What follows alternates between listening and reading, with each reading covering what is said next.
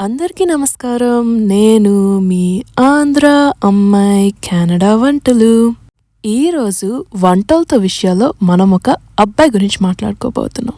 ఒకరి కళ్ళల్లో వెలుగు కనిపిస్తే స్పార్కుల్ అంటారు, కానీ ఈయన కళ్ళల్లో ఒక గ్యాలక్సీయే కనిపిస్తుంది.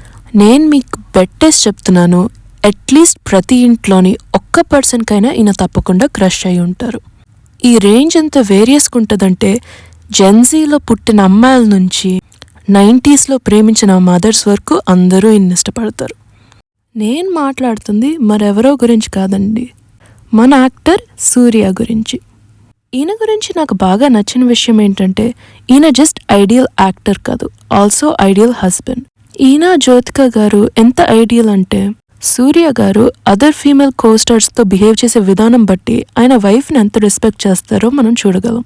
నాకు ఈయన తీసిన సినిమాల్లో బాగా ఇష్టమైన సినిమా ఏంటంటే Surya son of Krishna, also known as Vaaranam Aayiram. ఈ సినిమాలో సూర్యకున్నంత డ్రీమీ లుక్ ఇప్పటి వరకు ఇంకా ఏ అబ్బాయి రీక్రియేట్ చేయలేకపోయాడు. ఇంకో classic and female heart throb film ఏంటంటే గజని. ఆయన కళ్ళుతోటి ఆయన నవ్వుతోటి అందరినీ మాయ చేసిన సినిమా ఇది. ఫస్ట్ టైం ఆసిన్ నెక్కు చూడకుండా హీరోని కూడా చూడాలనిపించిన సినిమా. సూర్య గారి రియల్ నేమ్ శ్రవణన్, కానీ మణిరత్నం గారు అది కొంచెం అవుట్డేటెడ్ గుందని చెప్పేసి సూర్య అని పెట్టారు. అన్ని విషయాల మీద ఫ్యాన్స్కి ఈయన గురించి బాగా నచ్చిన విషయం ఏంటంటే తీసే ప్రతి సినిమాలోని ఇంకా నా యాక్టింగ్ని నేను ఎలా ఇంప్రూవ్ చేసుకోవాలని తపన పడిపోతూ ఉంటారు. ఓడిపోయాను అని ఒప్పుకోకుండా ఈసారి మళ్ళీ ట్రై చేస్తాను, గెలిచి చూపిస్తాను అనే సత్తా చూపించి మరీ గెలుస్తారు. ఆయన శరీరం మీద కూడా ఎంతో కష్టం పెట్టి కృషించి 6 ప్యాక్ కూడా చేశారు. చాలామంది సూర్య గారిని చూసి కూడా 6 ప్యాక్ చేయాలి అని కోరుకొని ఆయన ఇన్స్పిరేషన్గా తీసుకొని ఆయనలాగే 6 ప్యాక్ చేయడానికి ట్రై చేశారు. చాలా ఇంట్రెస్టింగ్ థింగ్ ఏంటంటే నేను చూసిన యాక్టర్స్లోని ఆన్ స్క్రీన్ కెమిస్ట్రీ ఉన్న వాళ్ళకి ఆఫ్ స్క్రీన్ కెమిస్ట్రీ ఉండదు, ఆఫ్ స్క్రీన్ కెమిస్ట్రీ ఉన్న వాళ్ళకి ఆన్ స్క్రీన్ కెమిస్ట్రీ ఉండదు. కానీ ఈ 2 ఫ్యాక్టర్స్కి ఎక్సెప్షన్ జ్యోతిక అండ్ సూర్య గారు. వాళ్ళ రియల్ లైఫ్ కెమిస్ట్రీ ఎలా ఉంటుందో మనందరికీ తెలుసు, కానీ ఫస్ట్ వచ్చిన కాకా కాకా సినిమాలో అయితే పీక్స్ ఉంది.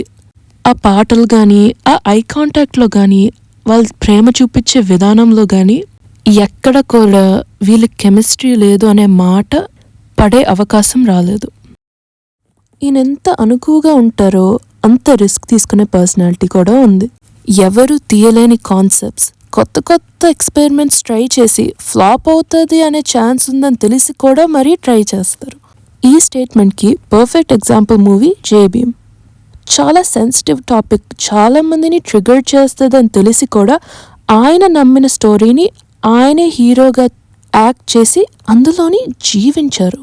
చాలామంది నేను ద్వేషిస్తారు, ఎంతో మనసుని బాధ పెట్టినట్లు మాట్లాడతారు అని తెలిసి కూడా ఇలాంటి డెసిషన్ తీసుకోవడానికి చాలా గట్స్ కావాలి. అలాంటి గట్స్ సూర్య గారిలోని టన్నులే ఉంది. ఈ గట్స్ని చూసి ఎంతోమంది మెచ్చుకున్నారు అండ్ ఈ సినిమాకి ఎన్నో అవార్డ్స్ కూడా వచ్చాయి. ఆయన సక్సెస్ స్టోరీ ఎంత గ్రేట్ అంటే ఒక పాయింట్ అప్పుడు బాధపడేవారంట, వదిలేసిన హీరోల సినిమాలే నేను చెయ్యాలా, నాకంటూ ఒక పర్సనల్ ఐడెంటిటీ లేదా అని. కానీ ఇప్పుడు ఆయన తీసుకున్న సినిమాలు వేరే వాళ్ళకి ఛాన్సెస్ ఇస్తున్నాయి. అండ్ ఒకవేళ ఆయన ఒక సినిమా చేయలేకపోయినా నేను ఇది చేయలేదు కాబట్టి ఇది హిట్ అవ్వదు అనే ఇగో ఆయన ఎప్పటికీ చూపించలేదు, ఎప్పటికీ చూపించరు కూడా.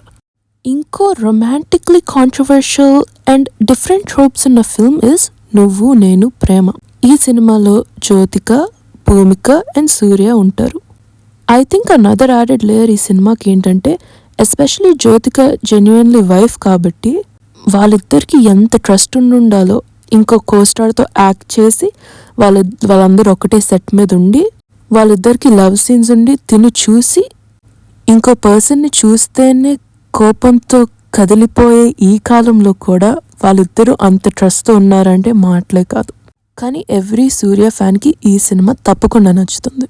The aspect of past love compared to now love and ఈ రెండు మన లైఫ్లో ఏ రోల్స్ ప్లే చేస్తాయి అన్నవి ఎంతో లేయర్స్ అండ్ కాంప్లెక్స్ ఎమోషన్స్తో చూపించారు. ఇంకో మెమరబుల్ సినిమా ఏంటంటే నాకు పర్సనలీ 24. ఈ సినిమా హిట్ అయినా చాలామంది దీన్ని అండర్ రేటెడ్ అంటారు, ఎందుకంటే రావాల్సినంత రికగ్నిషన్ కంటే కొంచెం తక్కువ వచ్చింది అని నాకు అనిపిస్తుంది. ఫైనలీ సింగం, అంజన్ ఈ సినిమా గురించి మాట్లాడుకోవాల్సిన అవసరం లేదు, ఎందుకంటే ఆ సినిమా లెవెలే వేరే అని మనందరికీ తెలుసు. నేను చివరికి ఏం చెప్పాలనుకుంటున్నానంటే, ఒక ఫ్యామిలీ మ్యాన్గా, ఒక లవబుల్ స్వీట్ హార్ట్గా, ఒక ఎంటర్టైనర్గా and every girl's biggest heart థ్రాబ్గా, we all love you so much.